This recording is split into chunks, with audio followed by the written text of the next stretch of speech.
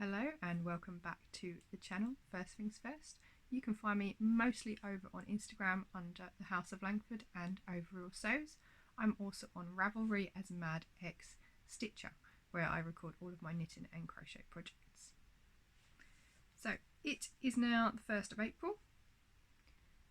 A lot has been going on in the UK and across the world, so it probably stands to reason that there's not really much making going on at the moment, other than what I am wearing. Now, I have spent the majority of March working solely on this jumper. It is the Perfectly Pom jumper from Crochet Now magazine, and I'll find the issue in just a sec. Okay, so it is from issue 52 of Crochet Now, and it is on page, so it's even the one on the front cover as well. It's meant to have these pom-poms on, but I'm not really a fan of pom-poms on clothes. There we go. So this is on page 16 in Crochet Now's issue 52, and I think it also came with clangers. So that is this jumper. Now what I did is I went and bought the 12 balls for the size I wanted to make, but rather than just do one colour, I thought I would do 4 colours. And actually what I've managed to do is make it almost entirely out of just 3 colours, and I still have yarn left over. Now I don't know whether that means that the rest of the balls are meant to be used just for the pom-poms, but I thought I would try and do a 4 colour gradient. So at the top you can currently see there is a slight couple of rows of purple, we've got pink and cream, and then I've actually done grey at the bottom. So I will stand up and give you a twirl. Okay, so as you can see, it starts with the ribbon at the bottom and it sits around mid-hip.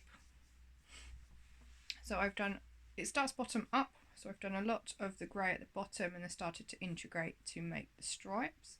Then I've gone into, so this is called Chandelier. This is made in King Cole Timeless Chunky. So I have Chandelier, Antique Cream, this is the cream one, then this one is Rosebud for the pink, and then the purple at the very top is called Mulberry. And what you do is you make the back panel, you make the front panel, and you add the shaping for the neckline, and then you work both sleeves again from cuff up, and then nice and big and snuggly. It's really nice and warm actually. So I feel like I'm going to get a lot of use out of this. But I can't wear a t-shirt underneath because you can see my bra straps already. So vest tops all round. So what I've actually done is used the purple to do all of my joining seams. And what I like to do is hook the yarn from underneath and go up through both loops, so I get this really nice detail. These little loops sitting over the top, and it creates these nice little seams. That was pretty easy to show you. There we go. Just in between the 2 seams. So there's lots and lots of room in it. It's nice and comfy. It's going to keep me nice and warm. And then I've just seamed up the sides again in the purple and seamed the sleeves on top. Now if you look at my patterning, it doesn't quite work, but I'm okay with that. I like it. Okay, so it is made from King Cole Timeless Chunky. This is almost, not really a full bulb, there we go. So Timeless Chunky by King Cole. This one is the Mulberry, the purple. And I did make sure I got all of my colours from the same dye lots as well. And these are from, what's it called? All Tangled Up, which is in Orsett in Essex. And she is on Instagram as the Little Yarn Hut, so I will put that along the bottom for you. Yeah, I picked up all of these yarns from there, and she actually had a different picture up next to them with the grey, cream and pink next to that pattern because that's what it was made up in, but obviously this is a different pattern. But yeah, nice and soft. going to wear it a lot. Okay, so one of the other things I did this month was actually teach a class at the craft shed in Basildon, and it was a beginner's sewing class, and everybody made these really cute little buckets. Now you may have seen one of these in a previous episode from myself, but it was a little bit smaller, so I've made the dimensions a bit bigger. You get this really nice scoop opening at the top. I've changed the way in which you sew it together, so I leave a gap at the back instead of at one of the corners at the bottom. And it is boxed at the bottom as well. And I'll put up some pictures of their makes, and maybe put a little film roll at the end as well, so you can see what they all made. And every single one was different. They did have fabric available for them to use at the class rather than needing to bring their own, which is really nice. And yeah, everyone enjoyed themselves and made cute little storage pods. The pattern is available from, can't actually remember, I'll put it in the description now. I think it's, I mentioned it in the other episode that I made one, so you may have to go back and have a look at that one because I can't remember. It's been a while, a lot's happened. Okay, so another thing that I've done is I did some tie-dye and batik with my year 9 students. Now I did a sample for them. So this is the piece that I did with the batik wax, and I have ironed it, but the wax makes the fabric really stiff. And then I just put it in a red dye pot because that's what we were doing. And all of their work came out really great. It's nice to show them different skills and techniques that they can use, even if at the moment they're not able to actually do textiles. So maybe in the future. So my aim for year 9 students is mainly to just do different skills with them as techniques. So things like tie-dye and batik are really quick to do because you can do both in the same lesson. Also things like Chanel distressing, applique, reverse applique. They're just all different types of techniques that they can use, and then move those on into GCSE as well.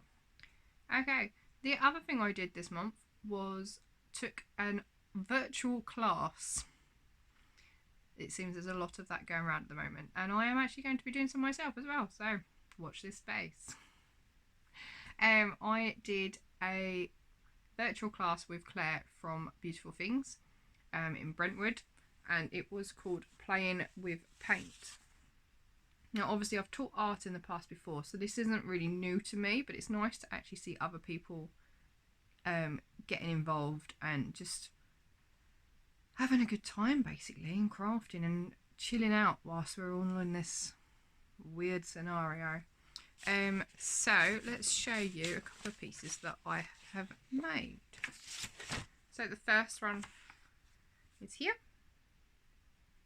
So it's got a watercolour background, and then all the bits on top are using acrylic paints, and I've used different things to make the different shapes. So this one here is using a felt sponge. We know the ones that you can get, the little grey ones that have got a little stick on them that kids use. It's using that. And then the black circles and there are white circles, yep, big whites, the big black and big white circles are made using an empty roll of washi tape because it made a circle. The very little black circles are made using the end of a straw. These, it's actually made from painting bubble wrap and then using it to print onto the paper.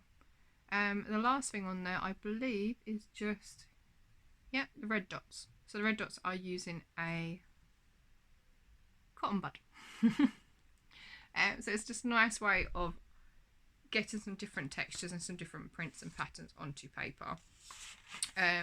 So that was my little tester one, and then we did lots of larger pieces as well. So let's see if I can get this all on the screen for you. There we go. So again, using the same sort of techniques. I've got the bubble wrap print here, but this time I've used a stamp that I made using, these are little pieces of hexagon pieces of felt. And you actually get them in IKEA cat packs. So rather than use them as stoppers on my units, because I've got carpet anyway, and they tend to be pretty full, so they're not going anywhere, I stuck them onto a piece of cardboard and use that as a big stamp. Now I'm not particularly happy with the flowers here.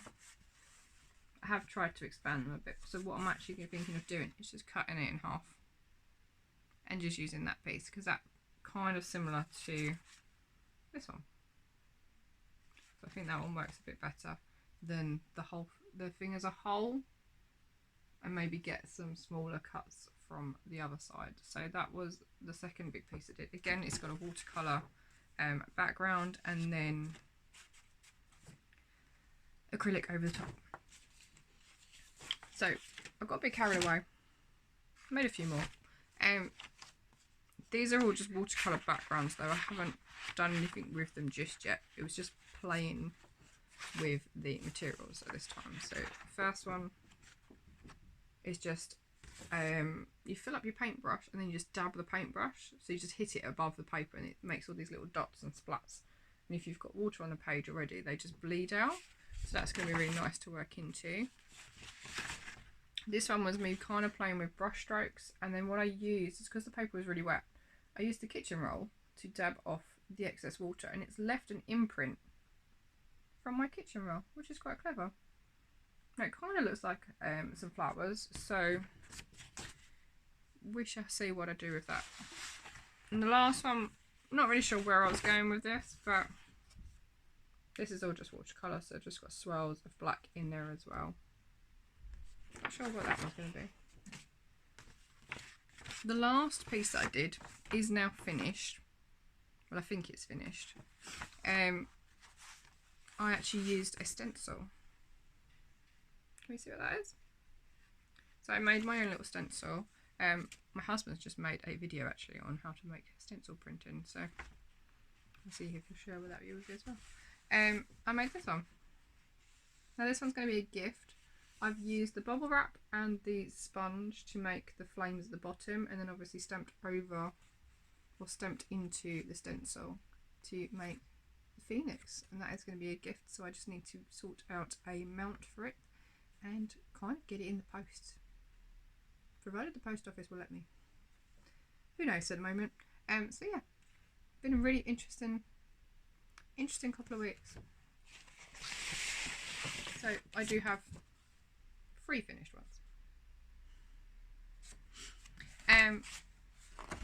Moving on from that, I also tried to teach my son how to watercolour,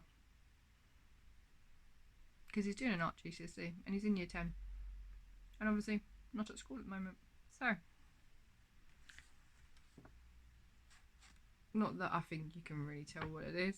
It's meant to be a pair of lips with the teeth, so you've got the top lip teeth, this is the side of the cheek here, and then they've actually got like a string of beads in their mouth.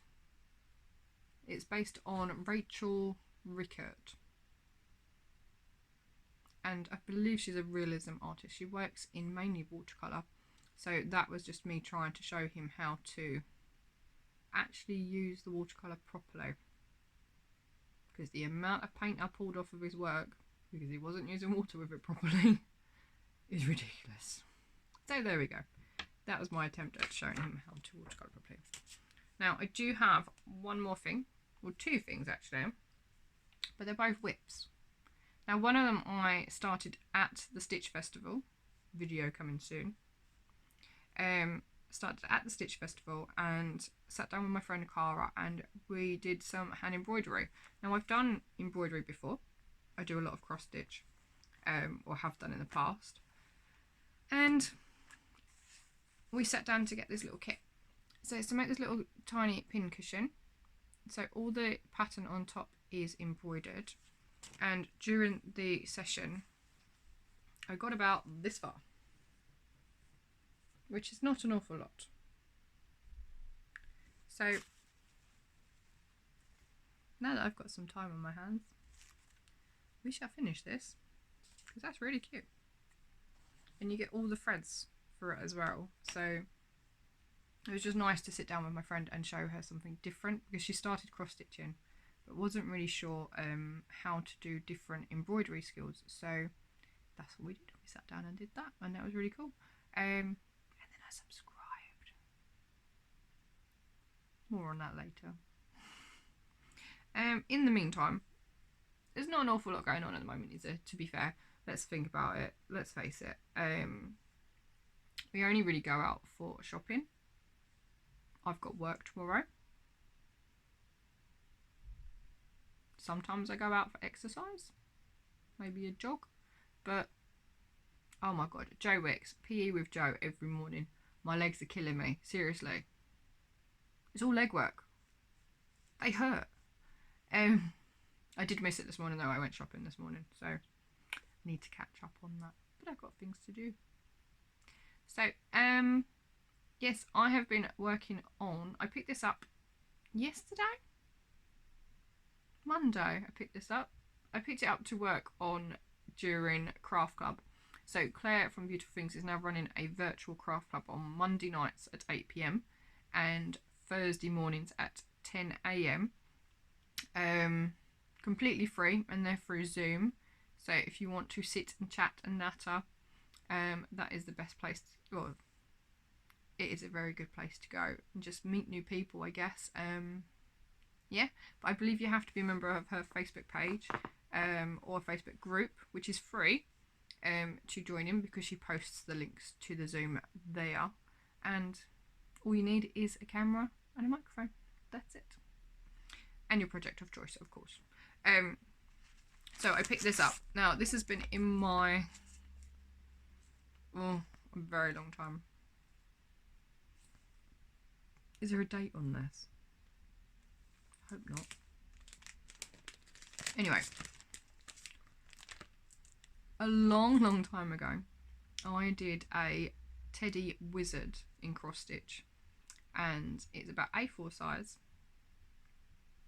And oh my god, the gold metallic thread was a nightmare. Honestly, why I chose to put gold metallic thread in it, I have no idea. But that is actually framed now, and there are 2 accompanying projects that you can do to go with it, because obviously the teddy wizard is in blue, and then there are 2 witches in red. So this is the second one. I did finish the previous one, so there are 2.